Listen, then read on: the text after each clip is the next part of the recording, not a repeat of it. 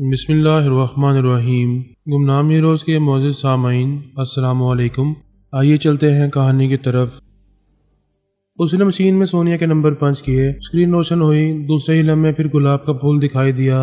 وہ پھول flying company کے آفس کے کاؤنٹر پر رکھا ہوا تھا اور کاؤنٹر کے پیچھے کھڑا ہوا ایک شخص اپنے سامنے کھڑی سونیا سے کہہ رہا تھا، میڈم جہاز اور ہیلی کاپٹر اپنے وقت پر یہاں سے روانہ ہوتے ہیں۔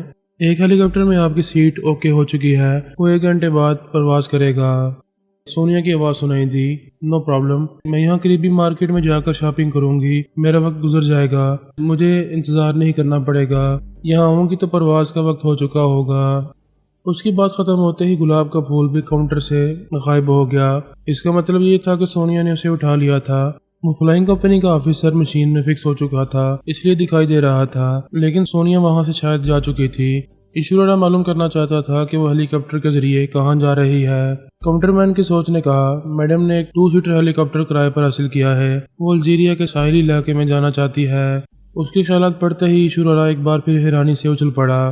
وہ یہ بات سمجھنے سے قاصر تھا کہ سونیا کس طرح اس کا سراغ لگا لیتی ہے۔ وہ صحیح سمت کا تعین کرتی ہوئی ادھر آنے والی تھی۔ یہ اگرچہ پریشانی کی بات تھی، تاہم یہ اطمینان بھی تھا کہ اس سے پہلے ہی وہ یہاں آنے والے ہیلی کاپٹر کے ذریعے قاہرہ پہنچ جائے گا۔ ایشورا اس شخص کے اندر پہنچا جو قاہرہ سے ہیلی کاپٹر لے کر آ رہا تھا۔ پتہ چلا کہ وہ آدھے گھنٹے کے اندر پہنچنے والا ہے۔ وہ اس آدھے گھنٹے میں سونیا کے خلاف بہت کچھ کر سکتا تھا، لہذا اس کاؤنٹر مین کے ذریعے دوسروں کے دماغوں میں پہنچنے لگا۔ اس طرح اسے فلائنگ کمپنی کے ایک سیکیورٹی افسر کے اندر جگہ مل گئی۔ وہ اسے وہاں کی ایک قریبی مارکیٹ میں لے گیا۔ اس کے ذہن میں یہ بات نقش کی کہ وہاں جو جوان عورت ہاتھ میں گلاب کا پھول لیے ہوئے ہوگی، اس کے متعلق وہ بتائے گا کہ وہ مارکیٹ میں کہاں ہے اور کیا کر رہی ہے۔ وہ سیکیورٹی افسر کے ذریعے سونیا کو بڑی آسانی سے ہلاک کر سکتا تھا، اسے مارکیٹ کی طرف لے جانا چاہتا تھا۔ اس سے پہلے ہی سونیا کاؤنٹر کی طرف آ گئی۔ چونکہ سیکیورٹی افسر کا تعلق ایشورا کے شیطانی ارادے سے ہو گیا تھا، اس لیے سونیا اسے بھی نظر نہیں آئی۔ کاؤنٹر مین نے اس آفیسر سے کہا، تم جس میڈم کے بارے میں پوچھ رہے تھے وہ یہی ہے۔ اس کاؤنٹر مین نے سونیا کی طرف اشارہ کیا۔ سیکیورٹی افسر نے آنکھیں پھاڑ پھاڑ کر ادھر دیکھتے ہوئے کہا، تم کس کی بات کر رہے ہو؟ وہاں تو کوئی نہیں ہے۔ ایشورا اب تک خیال خانی کے ذریعے اس سیکیورٹی افسر کے اندر تھا۔ اس نے فوراً مشین میں سونیا کے نمبر فیڈ کیے۔ اسے وہ کاؤنٹر مین اور وہ سیکیورٹی افسر دکھائی دینے لگے، لیکن سونیا نظر نہیں آ رہی تھی۔ کاؤنٹر مین کی سوچ کہہ رہی تھی کہ وہ اس کے سامنے ہی کاؤنٹر کے دوسری طرف کھڑی ہے۔ پھر اس کی آواز سنائی دی، وہ کہہ رہی تھی، تم نے جو ہیلی کاپٹر سے متعلق کاغذات دیے تھے وہ میں یہیں بھول گئی ہوں۔ کاؤنٹر مین نے کہا، جی ہاں، وہ کاغذات میں نے سنبھال کے رکھے ہیں۔ سیکیورٹی افسر شدید حیرانی سے کہہ رہا تھا، مجھے کسی عورت کی آواز سنائی دے رہی ہے لیکن وہ نظر نہیں آ رہی۔ کاؤنٹر کے پیچھے کھڑا ہوا شخص وہاں سے نکل کر سونیا کے قریب آیا، پھر اس کا ہاتھ تھام کر بولا، کیا تم اندھے ہو گئے ہو؟ میں نے ان کا ہاتھ پکڑا ہوا ہے اور یہ تمہیں نظر نہیں آ رہی ہے۔ سیکیورٹی افسر نے ایشورا کی مرضی کے مطابق کہا، بس اسی طرح اس کا ہاتھ پکڑے ہے نا، تم اسے نہ چھوڑنا۔ یہ کہتے ہوئے اس افسر نے ہولسٹر سے اپنا ریوالور نکالا، پھر سونیا کی طرف نشانہ لیتے ہوئے پوچھا، یہ تمہارے برابر کھڑی ہوئی ہے نا؟ کاؤنٹر مین نے گھبرا کر بولا، یہ تم کیا کر رہے ہو؟ اس میڈم کو گولی کیوں مارنا چاہتے ہو؟ آفیسر نے کہا، بکواس مت کرو، اس بات کی تصدیق کرو، یہ بالکل تمہارے برابر کھڑی ہوئی ہے یا نہیں؟ وہ بولا، ہاں، یہ بالکل میرے ساتھ لگی کھڑی ہے۔ اس کی بات ختم ہوتے ہی سیکیورٹی افسر نے ٹریگر کو دبایا، ٹائیں کی آواز کے ساتھ گولی چلی۔ سونیا اس وقت تک بیٹھ گئی تھی، گولی پیچھے کھڑے ہوئے ایک شخص کو لگی۔ اس نے اچھل کر آفیسر کے منہ پر ایک کک ماری، وہ لڑکھڑا کر پیچھے ہو گیا۔ اس نے دوسری کک اس کے ہاتھ پر ماری، ہاتھ سے ریوالور چھوٹ گیا۔ فائرنگ کی آواز سن کر کتنے ہی لوگ وہاں چلے آئے تھے۔ سیکیورٹی گارڈز نے اپنے افسر کو گرفت میں لے کر پوچھا، یہ آپ کیا کر رہے ہیں؟ کیوں خواہ ان میڈم کو گولی مارنا چاہتے تھے؟ وہ دیکھیے، آپ نے کسی دوسرے کو مار ڈالا ہے، یو آر انڈر اریسٹ۔ ایشورا بڑی بے بسی سے اسکرین کی طرف دیکھ رہا تھا۔ وہاں تمام لوگوں کو وہ نظر آ رہی تھی مگر اسے دکھائی نہیں دے رہی تھی۔ اس نے جسے اداکار بنایا تھا وہ بھی اس کی طرح اندھا ہو گیا تھا۔ اس کے اندھے پن سے فائدہ اٹھا کر سونیا نے اس کی پٹائی کی تھی اور اسے قانون کے شکنجے میں پہنچا دیا تھا۔ وہ فی الحال کسی اور کو اداکار بنا کر پھر اس پر حملہ نہیں کر سکتا تھا۔ وہ محتاط رہنا اور بچنا جانتی تھی۔ اس کے متعلق بڑی سنجیدگی سے غور کرنا تھا کہ اسے کس طرح ٹریپ کر کے ہلاک کیا جا سکتا ہے۔ ویسے بھی کافی وقت گزر گیا تھا۔ قاہرہ سے آنے والے ہیلی کاپٹر کی آواز سنائی دے رہی تھی۔ اس نے کوارٹر سے باہر نکل کر دیکھا تو ایک ہیلی کاپٹر فضا میں پرواز کرتا ہوا کھلے میدان میں آ رہا تھا اور وہاں اترنے والا تھا۔ وہ بوڑھی خاتون کا شکریہ ادا کر کے اپنے سفری بیگ کو اٹھا کر تیزی سے چلتا ہوا میدان میں آیا۔ ایک چھوٹی سی گاڑی کے پچھلے حصے میں طرح طرح کی ڈھیر ساری جڑی بوٹیاں رکھی ہوئی تھیں۔ انہیں اٹھا کر اس ہیلی کاپٹر میں رکھا جا رہا تھا۔ اس ماہر عبادات نے ہیلی کاپٹر میں آنے والوں سے ایشوریا کا تعارف کرایا، ان سے کہا یہ میرے مہمان ہیں، کچھ بیمار ہیں، قاہرہ جا کر اپنا علاج کرانا چاہتے ہیں، پلیز انہیں اپنے ساتھ لے جائیں۔ اس طرح اس نے سفر کی سہولت حاصل کی اور بآسانی قاہرہ پہنچ گیا۔ سونیا نے ہیلی کاپٹر کی بکنگ کینسل کرا دی۔ یہ اندیشہ تھا کہ وہ کاؤنٹر مین وغیرہ کے ذریعے ہیلی کاپٹر کے پائلٹ تک بھی پہنچے گا، پھر اس کے ذریعے پرواز کے دوران اسے نقصان پہنچانا چاہے گا۔ یہ بات بھی سمجھ میں آئی کہ ایشوریا بہت زیادہ خطرہ محسوس کر رہا ہے۔ اسے مشین کے ذریعے معلوم ہو چکا ہے کہ وہ اس کی طرف آ رہی ہے، یقیناً وہ جگہ بدل چکا ہوگا۔ وہ تھوڑی دیر بعد فلائنگ کمپنی کی عمارت سے باہر آئی، پھر کھلی فضا میں سر اٹھا کر کچھ سونگنے لگی۔ پتہ چلا کہ اب وہ الجیریا کے سرحدی علاقے میں نہیں ہے، وہاں سے دوسری سمت جا رہا ہے۔ وہ ایک جگہ آرام سے بیٹھ گئی۔ یہ معلوم ہو رہا تھا کہ وہ افریقہ کے شمال کی طرف جا رہا ہے۔ آدھے گھنٹے بعد معلوم ہوا کہ اس کا رخ شمال مشرق کی طرف ہو گیا ہے۔ تقریباً 2 گھنٹے بعد اس کی مخصوص بو ایک جگہ ٹھہر گئی۔ وہ افریقہ کے مشرق کی شمالی حصے میں پہنچ چکا تھا۔ قاہرہ، اسکندریہ یا ان کے آس پاس کے کسی علاقے میں تھا، بہرحال مصر کی حدود میں ہی تھا۔ اس نے رباط انٹرنیشنل ایئرپورٹ پہنچ کر قاہرہ جانے کے لیے ایک سیٹ اوکے کرائی۔ 2 گھنٹے بعد وہ فلائٹ وہاں سے روانہ ہونے والی تھی۔ اس بار اس نے طے کر لیا کہ پھول کو اپنے پاس ہی رکھے گی، اسے ہاتھ سے نہیں چھوڑے گی، نہ ہی ایشوریا کو یہ معلوم ہونے دے گی کہ وہ اب کہاں ہے، اور اسی طرح چپ چاپ اس کے پیچھے قاہرہ پہنچ جائے گی۔ ایشوریا نے قاہرہ کے ایک ہوٹل میں پہنچتے ہی کمرے کو اندر سے بند کیا، پھر سونیا کو اسکرین پر تلاش کرنے لگا۔ اسکرین سادہ تھی، اس کی انگلیاں کی بورڈ پر چلنے لگی، تحریریں بننے لگی۔ وہ مشین سے کہہ رہا تھا سونیا کو تلاش کیا جائے، وہ نظر نہ آئے کوئی بات نہیں، لیکن جس ماحول میں ہے اس ماحول کو اسکرین پر پیش کیا جائے۔ تھوڑی دیر بعد اسکرین پر جواب موصول ہوا، یہ ممکن نہیں ہے۔ جب تک وہ کسی سے بات نہیں کرے گی، کسی کو اپنا وسیلہ نہیں بنائے گی، تب تک اس کا اور اس کے ماحول کا سراغ نہیں لگایا جا سکے گا۔ وہ تشویش میں مبتلا ہو گیا۔ یہ تو دیکھ ہی چکا تھا کہ وہ جہاں پہنچتا تھا سونیا وہاں کا سراغ لگا لیتی تھی۔ وہ اس غیر معمولی مشین سے زیادہ عجیب و غریب تھی۔ مشین اسے ڈھونڈ نہیں پا رہی تھی، اس کے برعکس وہ اس کا صحیح ٹھکانہ معلوم کر لیتی تھی۔ یہی سوال ہر بار اس کے دماغ میں ہتھوڑے کی طرح بج رہا تھا کہ اب بھی اسے معلوم ہوگا کہ اس کا شکار قاہرہ پہنچا ہوا ہے۔ یقیناً اسے معلوم ہوگا اس کے پیچھے روحانی قوتیں ہیں جو اسے درست منزل تک پہنچاتی رہتی ہیں۔ کمیونیکیشن مشین سے اشارہ موصول ہونے لگا۔ دی گریٹ ایشوریا اسے مخاطب کر رہا تھا۔ اس نے اسے آپریٹ کیا تو اسکرین پر اس کی تحریر ابھرنے لگی۔ وہ پوچھ رہا تھا تم کہاں ہے؟ پچھلے 15 گھنٹوں سے لا تعلق ہے، تجھے اپنے کام کی رپورٹ دینی چاہیے۔ اس نے تحریری جواب لکھا، مجھے یہاں کے معاملات نے بری طرح الجھا دیا ہے۔ تجھے رپورٹ دی تھی کہ ہمارے 22 آدمی ایک ہی رات میں مارے گئے ہیں۔ میں نے بھرپور انتقام لیا تھا۔ یورپ کے اکابرین کے بے شمار رشتہ داروں کو ہلاک کیا تھا۔ انہوں نے بڑی تیزی سے جوابی کارروائی کی۔ دوسری رات میرے 3 اہم ماتحت رنداوا، کنداوا اور بیتابا کو ہلاک کر دیا۔ دی گریٹ ایشوریا نے کہا، اس حساب سے ہمارے 25 آدمی مارے گئے ہیں، صرف 3 ماتحت تیرے پاس رہ گئے ہیں۔ میں نے تاکید کی تھی زمین پر پہنچ کر اپنی غیر معمولی مشین کے ذریعے ایسی دہشت پیدا کرنا جس کے نتیجے میں تمام افراد بے دست و پا محسوس کرنے لگیں، پھر وہ رفتہ رفتہ تمہارے آگے جھکنے لگیں گے۔ لیکن تو نے وہاں پہنچ کر قتل عام شروع کر دیا ہے۔ اس طرح وہ صدمہ برداشت کریں گے، پھر صدمے کو بھول جائیں گے، پھر مرتا کیا نہ کرتا کہ مزداق وہ بھی جوابی کارروائی کریں گے، اور وہ کر رہے ہیں۔ ہمارے 25 آدمیوں کو مار چکے ہیں، ان کے بعد تیری باری بھی آ سکتی ہے۔ ایشوریا نے تحریری جواب بھیجا، بھی میں یہی کہنے والا تھا۔ بابا صاحب کے ادارے والے اب تک ہمارے معاملے میں خاموش تھے، لیکن انہوں نے سونیا کو میری ہلاکت کے لیے بھیجا ہے۔ پتہ نہیں اس میں کیسی غیر معمولی قوت ہے کہ وہ نادیدہ ہو گئی ہے، مشین کے ذریعے بھی دکھائی نہیں دیتی۔ میں جہاں جاتا ہوں اسے معلوم ہو جاتا ہے کہ میں کس شہر یا کس ملک یا کس علاقے میں ہوں۔ میں کسی محفوظ پناہ گاہ کی تلاش میں صبح 6 بجے سے بھٹک رہا ہوں۔ لیبیا سے فرار ہو کر الجیریا تک گیا، پھر پتہ چلا کہ وہ وہاں پہنچنے والی ہے۔ وہاں سے پلٹ کر اب مصر کے شہر قاہرہ میں پہنچا ہوں۔ مجھے یقین ہے کہ وہ جلدی یہاں پہنچنے والی ہے۔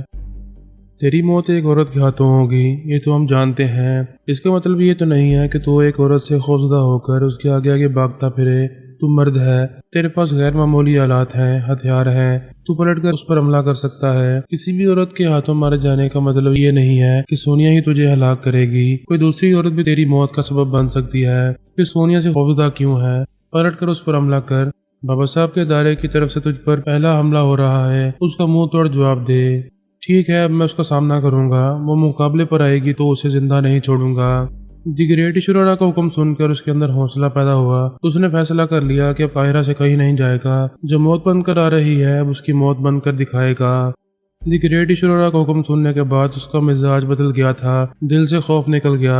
اس نے یہ طے کر لیا کہ جو ہوگا دیکھا جائے گا، لیکن اب ایک عورت سے خوفزدہ ہو کر نہیں رہے گا۔ اس نے ایک بار پھر مشین کو آن کیا، سونیا کو تلاش کرنے لگا۔ اگرچہ اس سے خوفزدہ نہیں تھا، لیکن دشمن سے غافل بھی نہیں رہنا چاہتا تھا۔ یہ معلوم کرنا ضروری تھا کہ وہ کہاں ہے، کیا قاہرہ پہنچ چکی ہے۔ وہ اسکرین پر نظر نہیں آ رہی تھی، اس نے کوئی پرواہ نہیں کی۔ اب وہ معزز اور اکابرین سے نمٹنا چاہتا تھا۔ انہیں اسکرین پر دیکھنے لگا۔ وہ ایک دوسرے سے فون پر گفتگو کر رہے تھے۔ معزز طویل گفتگو خیال خوانی کے ذریعے کیا کرتا تھا۔ اس وقت وہ امریکی فوج کے 5 اعلیٰ افسران سے گفتگو کر رہا تھا جو یوگا کے ماہر تھے۔ وہ اپنے اندر امریکی ٹیلی پیتھی جاننے والوں کو بھی آنے کی اجازت نہیں دیتے تھے۔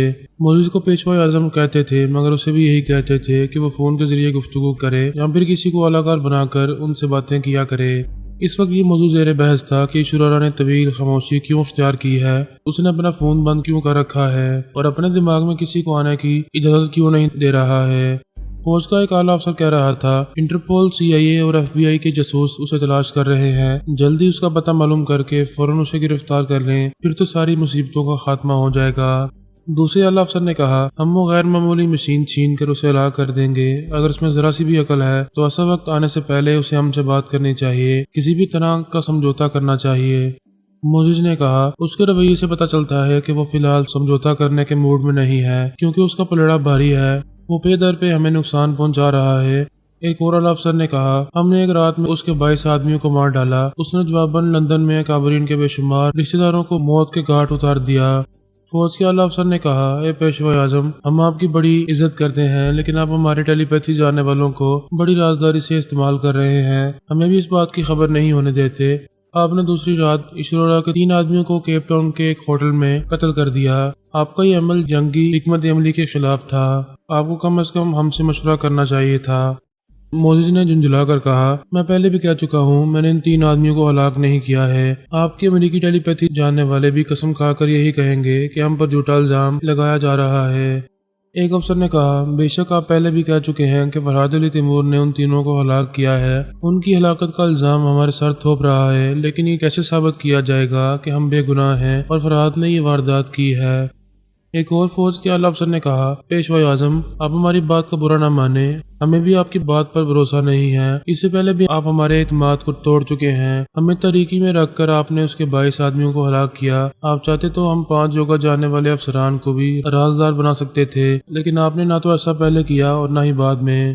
ایک اور افسر نے کہا، ہم سیدھی سی بات کرتے ہیں، فرحاد ہم پر الزام نہیں لگا رہا ہے، بلکہ آپ فرحاد کے سر الزام تھوپ رہے ہیں، صرف ایشورا کو ہی نہیں، ہمیں بھی بیوقوف بنانا چاہتے ہیں۔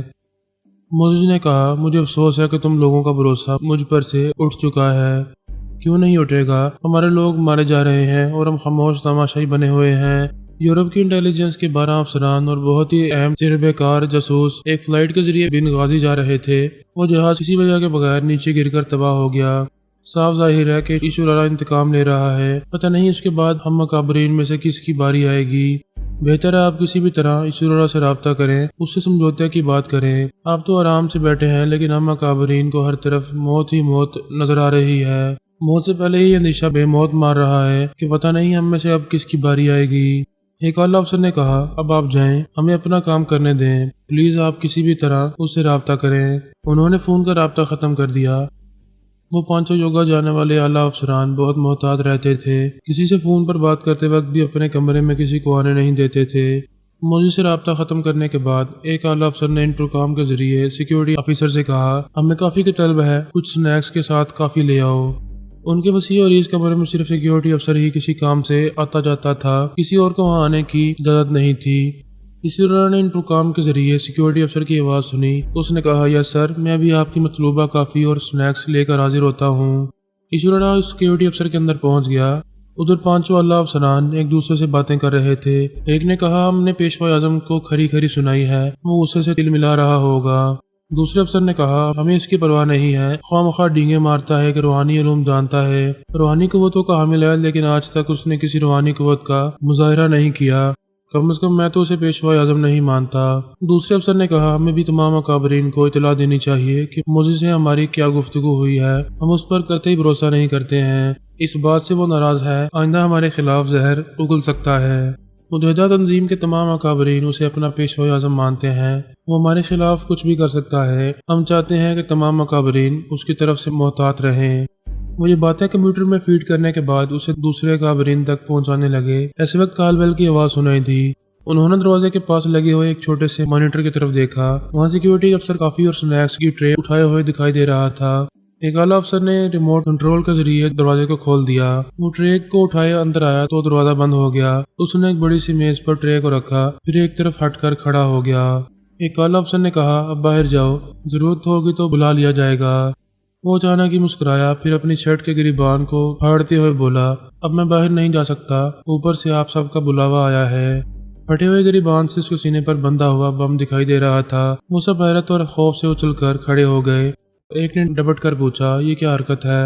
سیکیورٹی افسر نے اس بم کو ایک ہاتھ سے تھام کر کہا، میں ایک چھوٹا سا بٹن دباؤں گا، پھر ہم دھماکہ بھی نہیں سن سکیں گے۔ یہ دنیا ہمارے لیے مر جائے گی یا شاید دنیا کے لیے ہم مر چکے ہوں گے۔ ایک اعلیٰ افسر نے ہاتھ اٹھا کر کہا، جسٹ اے منٹ، دیکھو بٹن نہ دبانا، ہم سے بات کرو، کیا تم ایشورارا ہو؟ ہاں میں ایشورارا ہوں۔ یہ دیکھو کہ موت نے تمہارے سیکیورٹی افسر کے ساتھ تم پانچوں کو کس طرح گھیر لیا ہے۔ دنیا کی کوئی طاقت تمہیں مجھ سے نہیں بچا سکے گی، موت یقینی ہو چکی ہے۔ ایک اعلیٰ افسر نے کہا، نہیں ایشورارا، ہم تو تیرے آگے جھکنا چاہتے ہیں، تجھے اپنا حکمران بنانا چاہتے ہیں۔ ایک بار ہم سے سمجھوتا کر کے دیکھ، ہم اپنی بیوی بچوں کی قسم کھا کر کہتے ہیں، تجھے ہم سے دھوکہ نہیں ملے گا، ہم سب طاقت کے آگے جھکتے ہیں، تیرے آگے بھی جھکتے رہیں گے۔ دوسرے افسر نے کہا، اس بند کمرے میں ہمارے اور تیرے درمیان جو معاملات طے ہوں گے ہم اسی پر عمل کریں گے، تو بہت جلد یہاں کا حکمران بن جائے گا، پوری دنیا پر حکومت کرے گا۔ ایشورارا بولا، میں یہی چاہتا ہوں کہ آئندہ کسی خون خرابے کے بغیر ہم سیارے والوں کی حکومت یہاں قائم ہو جائے۔ میں تم پانچوں سے سمجھوتا کروں گا، ابھی تمہاری زندگی سے نہیں کھیلوں گا، آئندہ تم سب کو آزماتا رہوں گا۔ تم جس طرح بھی ہمیں آزماؤ، ہم تمہیں مایوس نہیں کریں گے، کبھی شکایت کا موقع نہیں دیں گے۔ تو پھر فون کے ذریعے یہ احکامات جاری کرو کہ آدھے گھنٹے کے اندر افریقہ سے تمام انٹرپول، CIA اور FBI کے سراغ رسانوں کو ہٹا لیا جائے گا۔ وہاں ایک بھی جاسوس میرے خلاف کام کرنے کے لیے موجود نہیں رہے گا۔ ہم ابھی احکامات جاری کرتے ہیں، آدھے گھنٹے کے اندر وہاں جتنے بھی جاسوس ہیں وہ کسی بھی فلائٹ کے ذریعے واپس آ جائیں گے۔ میں اپنی اس غیر معمولی مشین کے ذریعے تم سب کو برابر دیکھتا رہوں گا۔ یہ اچھی طرح یاد رکھنا کہ میں نے جس طرح ابھی تم پانچوں کو ٹریپ کیا ہے، اسی طرح پھر کسی وقت تمہیں اپنے شکنجے میں لے سکتا ہوں۔ اس وقت تمہیں معافی نہیں ملے گی، صرف موت ملے گی۔ ہم اچھی طرح سمجھ گئے ہیں کہ تم سے دشمنی کرنا گویا اپنے ساتھ دشمنی کرنا ہے، اور ہم ایسی حماقت کبھی نہیں کریں گے۔ سیکیورٹی افسر نے اس بام کے بٹن سے اپنی انگلی ہٹا لی۔ ایشورارا نے کہا، دیکھو میں تم پر بھروسہ کر رہا ہوں، سمجھوتا کر رہا ہوں، اس بام کو یہاں سے کھول سکتے ہو اور اسے بے ضرر بنا سکتے ہو۔ وہ پانچوں دوڑتے ہوئے اس سیکیورٹی افسر کے پاس آئے، پھر انہوں نے اس کے سینے پر بندھے ہوئے بم کو کھول کر اسے نکارہ بنا دیا۔ اس کے بعد اطمینان کا سانس لیتے ہوئے کہا، تھینک یو ایشورارا، تم نے ہماری جان بچائی ہے، ہم پر بھروسہ کیا ہے، ہم تمہیں دھوکہ نہیں دیں گے۔ ابھی فون کے ذریعے احکامات جاری کرتے ہیں، افریقہ کے تمام ملکوں سے جاسوسوں کو واپس بلا لیا جائے گا۔ وہ پانچوں اسی وقت وہاں بیٹھ گئے اور اپنے اپنے فون کے ذریعے مختلف ممالک کے سربراہوں سے کہنے لگے کہ ایشورارا سے بہت کامیاب سمجھوتا ہوا ہے، اس کی تفصیل بعد میں بتائی جائے گی، پہلے انٹرپول، CIA اور FBI کے تمام جاسوسوں کو واپس بلا لیا جائے۔ ایشورارا آرام سے بیٹھا اسکرین پر ان سب کی مصروفیات دیکھ رہا تھا۔ وہ لوگ واقعی اس کی مرضی اور اپنے وعدے کے مطابق عمل کر رہے تھے۔ تمام اکابرین کو سمجھا رہے تھے کہ موزس کی غلطیوں کے باعث ایشورارا ہمارا دشمن بن گیا تھا۔ ہم سب کی سلامتی اسی میں ہے کہ اسے اپنا حکمران تسلیم کر لے، ورنہ دنیا کی کوئی طاقت ہمیں اس کی انتقامی کارروائی سے بچا نہیں سکے گی۔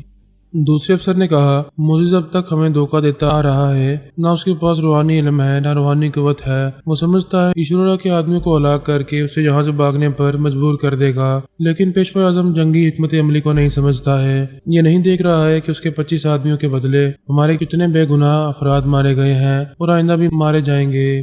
کیا پیشوا اعظم اس قسم کی انتقامی کارروائیوں سے آپ سب کو بچا سکے گا؟ ایک اور اعلیٰ افسر نے فون کے ذریعے کہا، آپ سب کو سوچنے سمجھنے اور فیصلہ کرنے کے لیے 1 گھنٹے کا وقت دیا جاتا ہے۔ آپ میں سے جو اس سے سمجھوتا نہیں کرے گا، اسے اپنا حکمران تسلیم نہیں کرے گا، وہ اپنی تباہی کا خود ذمہ دار ہوگا۔ ہم 5 یوگا جاننے والے افسران اور ہمارے 4 ٹیلی پیتھی جاننے والے ایشورارا کے آگے جھک رہے ہیں، اسے اپنا حکمران تسلیم کر رہے ہیں۔ باقی 1 گھنٹے کے بعد آپ سب کا فیصلہ سنا جائے گا۔ ایشورا نے موزس سے رابطہ کیا۔ وہ اسکرین پر دکھائی دینے لگا۔ اس نے کہا، موزس، میں نے 5 یوگا جاننے والے اعلیٰ افسران اور 4 امریکی ٹیلی پیتھی جاننے والوں کو اپنا مطیع فرما بردار بنا لیا ہے۔ دوسرے کابرین بھی تجھ سے بدظن ہو رہے ہیں۔ تیری متحدہ تنظیم کا شیرازہ بکھر چکا ہے۔ وہ پریشان ہو کر بولا، نہیں، یہ کبھی نہیں ہو سکتا، میں انہیں تیرے آگے جھکنے نہیں دوں گا۔ ایشورا نے ہنستے ہوئے کہا، سبھی کو اپنی زندگی پیاری ہوتی ہے، وہ سب اپنی سلامتی کی خاطر تیری کوئی بات نہیں مانیں گے۔ ہاں، شاید تو خیال خوانی کے ذریعے انہیں کنٹرول کر سکتا ہے، میرے آگے جھکنے سے روک سکتا ہے، لیکن میں تجھے ایسا کرنے کا موقع نہیں دوں گا۔ جا پہلے اپنے بیٹے کی خبر لے۔ وہ پریشان ہو کر بولا، تو کیا کرنا چاہتا ہے؟ پوچھتا کیا ہے؟ تیرا بیٹا اپنے بیڈ روم میں ہے، تجھ سے دور نہیں ہے، جا کر دیکھ لے۔ وہ فوراً اپنی جگہ سے اٹھ کر کھڑا ہو گیا، تیزی سے چلتا ہوا بیڈ روم میں آیا تو اسی وقت وہ چیخ مار کر تڑپتا ہوا بیڈ سے نیچے گر پڑا۔ دونوں ہاتھوں سے سر کو تھام کر یوں پڑپڑانے لگا جیسے مچھلی کو پانی سے نکال کر خشکی پر پھینک دیا گیا ہے۔ موزس فوراً ہی خیال خوانی کے ذریعے اس کے دماغ کو تھپکنے لگا، آرام پہنچانے لگا۔ وہ چیخ چیخ کر کہتا جا رہا تھا، ایشورا، میرے بیٹے سے دشمنی نہ کر، یہ دشمنی تجھے بہت مہنگی پڑے گی۔ جب تیری انتقامی کارروائی مہنگی پڑے گی تب سوچوں گا، ابھی تو اپنے بیٹے کی فکر کر۔ وہ اپنے بیٹے کے دماغ پر پوری طرح قبضہ جما کر ایشورا کو وہاں سے بھگانا چاہتا تھا۔ اس سے پہلے ہی اس نے دوسری بار زلزلہ پیدا کیا۔ بیٹے کے حلق سے آخری چیخ نکلی، پھر وہ ہمیشہ کے لیے ساکت ہو گیا۔ دیدے پھٹ گئے تھے، اس کا دم نکل چکا تھا۔ ایشورا نے کہا، جا بیٹے کا ماتم کر، بعد میں دنیا دیکھے گی کہ تم کیا کرتا ہے اور میں کیا کرتا ہوں۔